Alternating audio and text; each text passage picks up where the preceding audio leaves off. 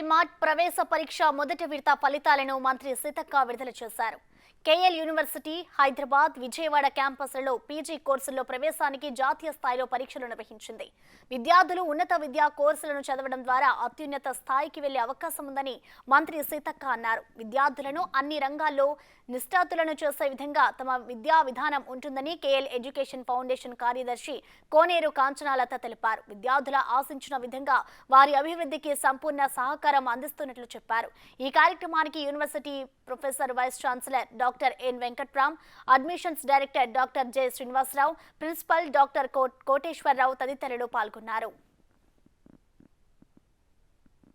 ఏదేమైనా ఒక మంచి ఆలోచనతోటి దాదాపుగా 43 సంవత్సరాల నుంచి ఈ యొక్క కేఎల్ యూనివర్సిటీ విద్యాలయాలు యూనివర్సిటీని ఏర్పాటు చేసుకొని మరియు అనేక మంది పేద విద్యార్థులకు, అదేవిధంగా మెరిట్ విద్యార్థులకు స్కాలర్షిప్స్ ఇస్తూ, అదేవిధంగా ఇక్కడ చదివినటువంటి పిల్లలందరికీ కూడా ప్లేస్మెంట్స్ ఇస్తూ మంచి యూనివర్సిటీగా వారు ఎదుగుతున్నందుకు వారిని ప్రప్రథమంగా నేను అభినందిస్తూ ఉన్నాను. అదేవిధంగా పిల్లల జీవితాలలో ఎడ్యుకేషన్ అనేది చాలా ఇంపార్టెంట్. విద్యతో పాటు విజ్ఞానము, అదేవిధంగా విలువలు నేర్పించడం కూడా చాలా ఇంపార్టెంట్. ఈ రోజున్నటువంటి సంస్కృతి చూస్తే హైదరాబాద్లో గతం నుంచి ఒక ఆనవాయితీలకు కనిపిస్తుంది.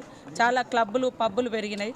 సో సీఎం రేవంత్ రెడ్డి గారు కూడా గుక్క ఇట్లా క్లబ్ల సంస్కృతి మీద కూడా మరి దాన్ని తగ్గించాలి, పూర్తిగా నిషేధించాలన్నటువంటి లక్ష్యంగా